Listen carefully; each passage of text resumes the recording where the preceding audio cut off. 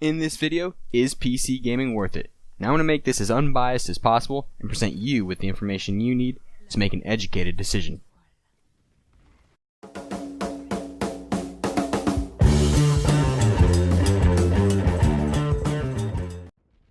Alright, so the way I'm going to structure this video is I'm going to present you with both sides of the argument and let you make your decision based off of that. I'm not going to tell you to go with PC gaming because of this or that reason.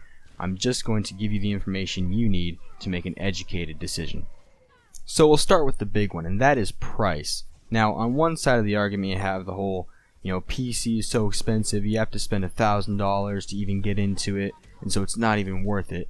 On the other side you have PC gaming is expensive, but you have cheaper games, and therefore it's worth it in the long run. Now, I'll start by saying you don't have to spend $1,000 to get a PC, but I'd recommend staying away from the console priced PC, around $350 or $400, because if you have that cheap of a PC, there are going to be games that you cannot play due to hardware limitations. So I'd recommend somewhere around a $600 PC to get started. Now, if you're wondering about game prices, how cheap are games in reality, well, go to g2a.com or kinguin.net.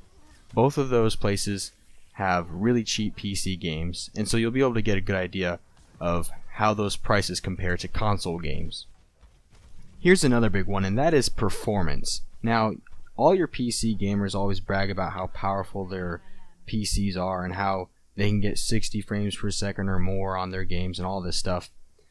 But the bottom line is a console is $350, give or take $100. So you definitely have to pay for the extra performance. Now, one thing that's hard for me to convey to you is what it's actually like to see, 60 frames per second or 144 hertz, because if you've never actually seen it before in real life, there's no way of actually showing you. For instance, if you watch, this video on a 60 hertz monitor, 144 hertz and 60 hertz will look the same side by side. So it's hard to determine whether or not the extra performance is worth it or not unless you've actually seen it. So what I would encourage you to do is try to find one of your friends or something that maybe has a PC gaming system, and maybe then you can kind of see what it's like to actually have the added performance. Now, something I see a lot of people getting caught up on, including myself before I switched to PC gaming, is not being able to play with a controller. So the first thing I like to say is that almost every modern day title has controller support for both Xbox and PlayStation controllers.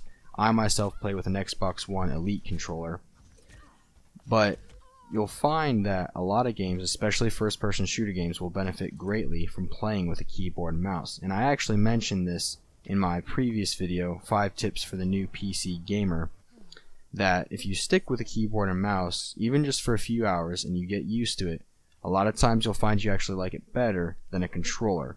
With that said, there are some games that were made for a console, and therefore they play better with a controller. Some of those games you may want to pick up a controller and play that game with a controller, but you can do that if you'd like. Now, I've had a lot of people come to me and say, I think I might want to get into PC gaming, but I don't know if I could build a PC without breaking it.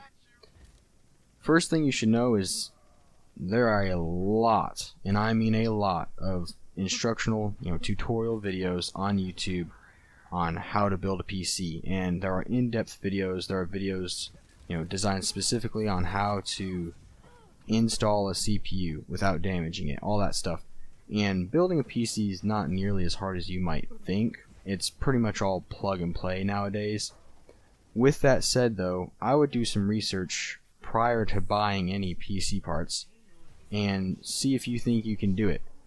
And if not, maybe you want to stick with consoles, because that's another great thing about consoles is you plug an HDMI cord in, you plug a power cable in, and you're playing games. So I think doing some research before buying is a great idea. Alright, now I think it's worth mentioning the new Xbox One X and PlayStation 4 Pro consoles. Those are kind of the next gen consoles. They're able to upscale to 4K and all this crazy stuff. So as far as hardware, they can actually hold their own with PC. So if one of your main reasons for switching to PC gaming was so that you could get 60 frames per second or go to a higher resolution, you may want to take a look at upgrading to one of those consoles. Now with that said, PC still has the cheap games and all that extra stuff that we've talked about before, so PC still has its advantages in some retrospect over consoles, but again, if your main concern was hardware, then perhaps you want to consider one of those new consoles because they are better performance-wise per dollar. So you'll get a little bit more bang for your buck with one of those consoles, at least as far as hardware is concerned. Alright, so that brings me to the last point, and that is do your research.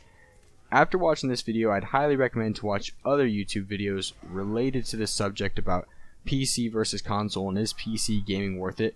And I'd also recommend that you watch some instructional tutorial videos on how to build a PC if you're not 100% sure how to do it. That way you don't have to worry about buying incompatible parts or anything like that. Now, after doing your research, you'll most likely have a much better idea of whether or not to go with PC gaming or not. So that's why I'm including research as one of the tips. As always guys, thank you so much for watching. If you enjoyed this video, go ahead and slap that like button. And if you want to see more content like this, consider subscribing.